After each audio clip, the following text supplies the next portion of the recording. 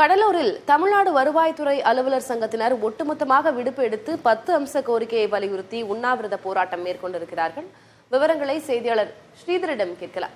ஸ்ரீதர், 10 அம்ச கோரிக்கைகள்னா முதன்மையான கோரிக்கைகள் இதுல என்ன? அவர்களுடைய போராட்டத்தால் வேற ஏதேனும் அலுவல் பாதிப்புகள் ஏதேனும் இருக்கிறதா?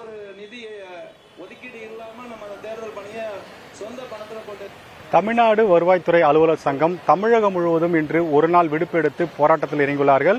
இதனால் கிட்டத்தட்ட 14,000 பேருக்கும் அதிகமானோர் பணிக்கு வரவில்லை என்று சொல்லப்படுது. கடலூர் மாவட்டத்தை பொறுத்த வரைக்கும் 402 பேருக்கு மேல் தற்போது விடுப்பு எடுத்து இந்த உண்ணாவிரத போராட்டத்தில் ஈடுபட்டு வருகிறார்கள்.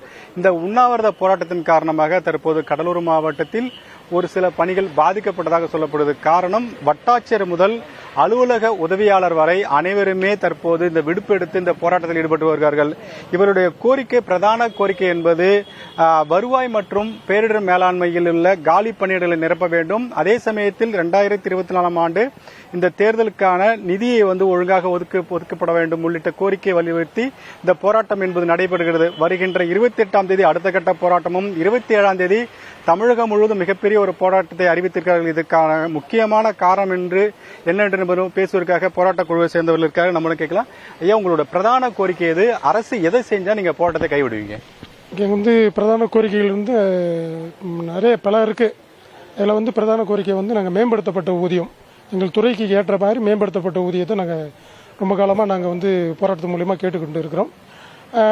கடைசியாக கடந்த 2023 மே மாதம் ஒரு சென்னையில் காத்திருப்பு போராட்டம் நடத்திட்டு இருந்தோம். அதில் முதலமைச்சர், மாண்புமிகு முதலமைச்சர் அவர்கள் தலையிட்டு, நம்ம வருவாய்த்துறை அமைச்சர்கள் தலையிட்டு அந்த கோரிக்கைகளை நாங்கள் நிறைவேற்றி தருவதாக வாக்குறுதி கொடுத்ததன் அடிப்படையில் அப்போ இருந்த அந்த காத்திருப்பு போராட்டத்தை நாங்கள் வாபஸ் பெற்றுக்கொண்டோம். இப்போ நாங்கள் கடந்த 9 மாசமா தொடர்ந்து அந்த கோரிக்கைகள் எதுவும் நிறைவேற்றப்படாத பட்சத்தில் இப்போ நாங்கள் அந்த கோரிக்கையை மறுபடியும் அதை வலியுறுத்தி நாங்கள் அந்த போராட்டத்தை இப்போ ஊதியம் எதற்காக கேட்கறீங்க? ஏற்கனவே உங்களுக்கு அரசு சம்பளம் கொடுக்குது இல்லையா? ஏற்கனவே எங்க மற்ற துறை போல வருவாய்த்துறை கிடையாது.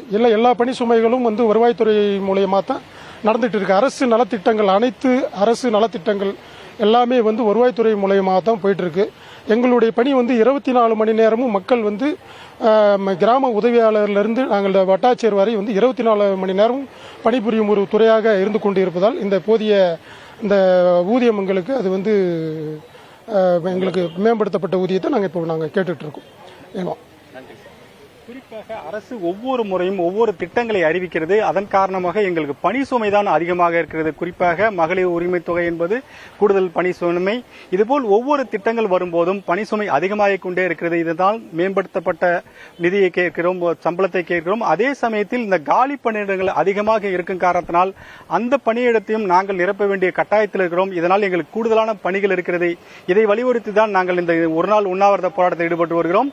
அரசு செவிசாய்க்கவில்லை என்றால் நிச்சயமாக வருகின்ற 27ஆம் தேதி தமிழகம் முழுவதும் 14,000 பேரும் இந்த போராட்டத்தில் ஈடுபடுவோம். 14,000 பேர் போராட்டத்தில் இறங்கினால் நிச்சயமாக தமிழக அரசு ஒரு மிகப்பெரிய நெருக்கடி வரும் என்று எதிர்பார்க்கப்படுகிறது. அதற்குள் அரசு இந்த சட்டமன்றத்தில் ஏதேனும் அறிவிப்பு வருமா என்று காத்திருக்கிறார்கள். நாங்கள் வேலை பார்க்கும் துறைதான் வருவாய்த்துறை, ஆனால் எங்களுக்கு பெரிதாக வருவாய் இல்லை என்கிறார்கள் அங்கு வேலை செய்யக்கூடியவர்கள். புரிந்து கொள்ளக்கூடியது, அரசு அவர்களுடைய கோரிக்கைக்கு செவிசாய்க்குமா என்பதை நாம் பொறுத்திருந்து பார்க்கலாம். உங்களுடைய விவரங்களுக்கு நன்றி ஸ்ரீதர்.